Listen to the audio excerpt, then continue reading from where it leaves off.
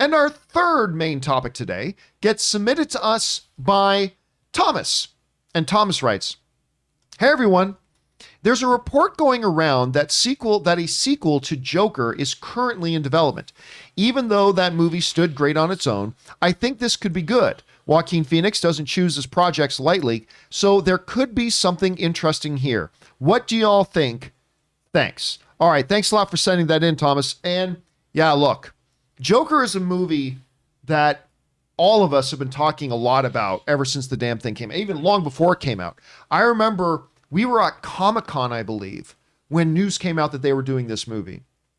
And specifically that it was going to be a standalone film. And I was so psyched. Because I've been begging for years for comic book movies to start putting out standalone, not a part of a shared cinematic universe movies again. Not that I don't like shared cinematic universe, I do, but why does it have to be one or the other? Why can't we have both? The comics do both.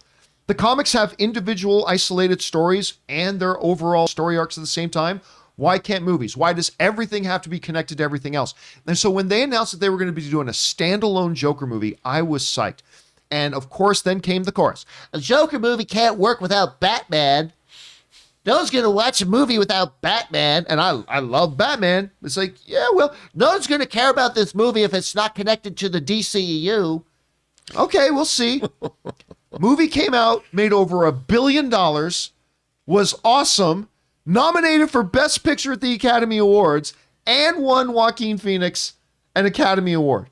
First comic book movie ever for the lead guy to win Best Actor at the Academy Award. Of course, Heath Ledger won Best Supporting Actor playing the same role years earlier.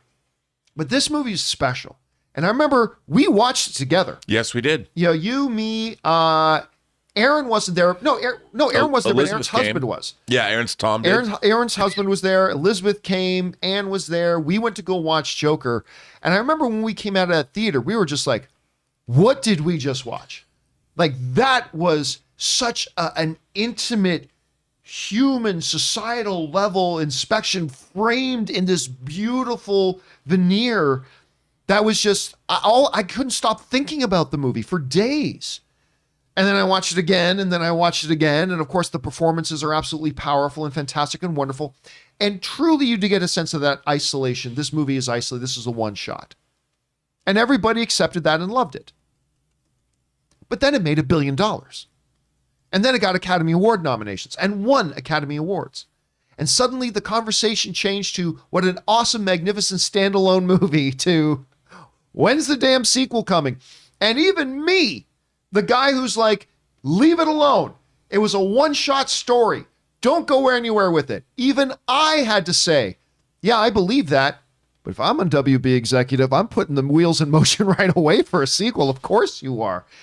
And so there's been a lot of talk, a lot of back and forth about all these reports saying, oh, they are going to do it, and then nothing. Oh, no, they're going to do one, and then nothing.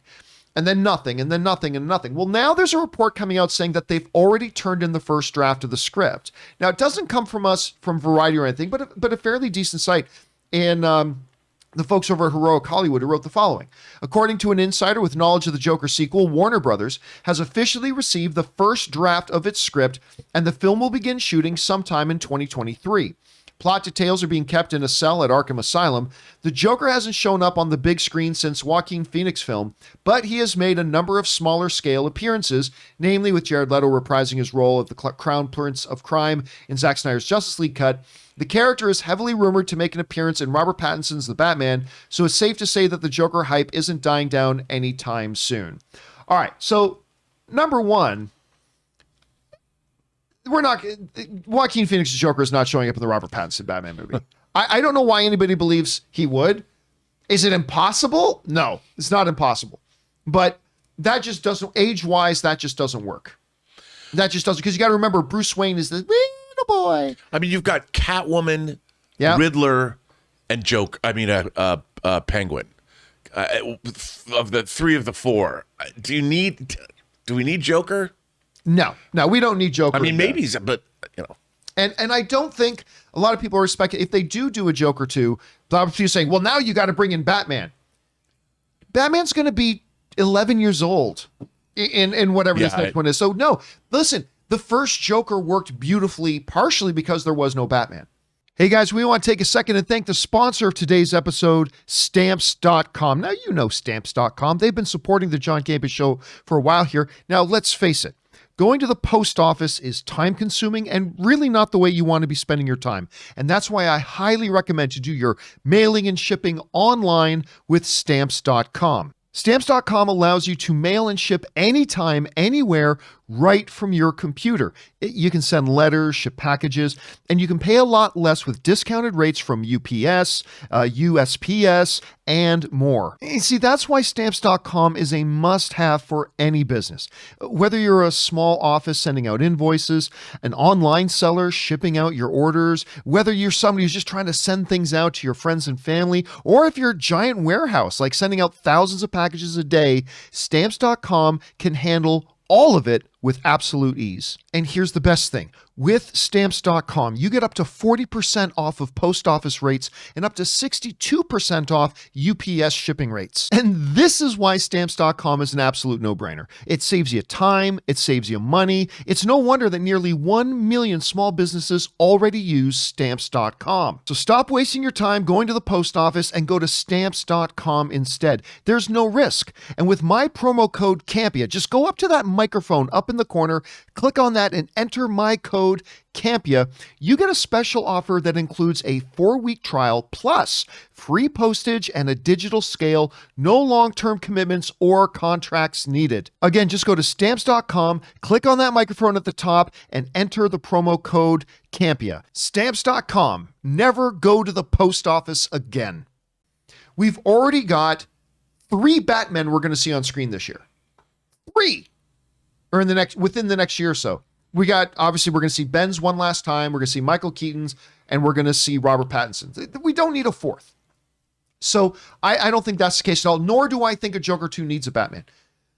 But that brings up the question. If this report is true, and we don't know that it's true, but if it is true, and that's a big if, what's the story going to be?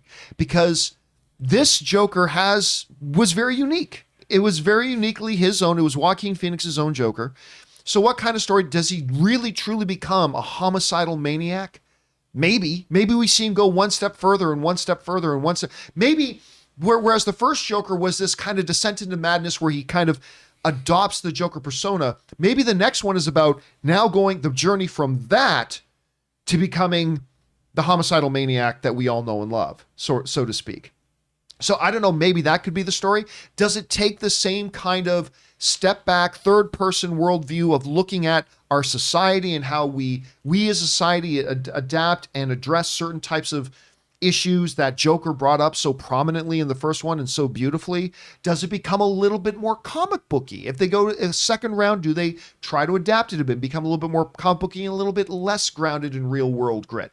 I mean, I think the doors are wide open here. Rob, number one, do you think they're actually going to go through and make a Joker 2? For me, I think it's an inevitability just because it made $1 billion and won awards. So do you think they're going to do it?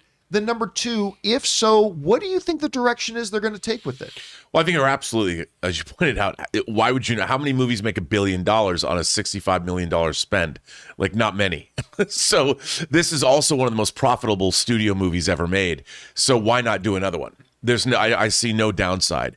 And in terms of what it's about, I mean, all you have to do is look at our own society, look at the fractures in American society. I used to believe that the Constitution and the Bill of Rights would sort of unite us all as Americans. Well, that's not even enough anymore. We have such deep divides. I mean, look at what's going on in the United States over the last decade. That alone gives you so much fodder. I mean, imagine what's happening in America today, happening in one man's mind or one man's fractured mind. I mean, my God, the stories are rich that could come out of that. And Joker, maybe he has a messianic complex and wants to lead a group of people. He wants to start a Joker cult, or maybe who knows what he's going to do. I mean, it could be amazing, but there's a million different ways they could go, especially from the first film. So, John, I just see the storylines could be, I could see a Joker movie expand the same way that The Dark Knight expanded on Batman Begins. And I think a sequel to Joker has the potential to be better than the first film, to be honest. Really? To be better than the first one? Yeah. That's saying something. That's It's not easy, but I think the way that the movie worked, that where you can take the character now, especially in light of what's gone on in America, there's a lot of material it's dramatic gold to be mined or panned or however you do it. But yes. All right, guys, the question is for you. What do you think about this whole thing with Joker? Do you think they're going to actually move ahead and do it? Do you think they're going to be able to kind of recapture that magic? What do you think the storyline should be? Do you, for some reason, think it needs to have Batman in it? I mean, I don't know. Whatever you guys are thinking, jump on down to the comment section below and let us know your thoughts.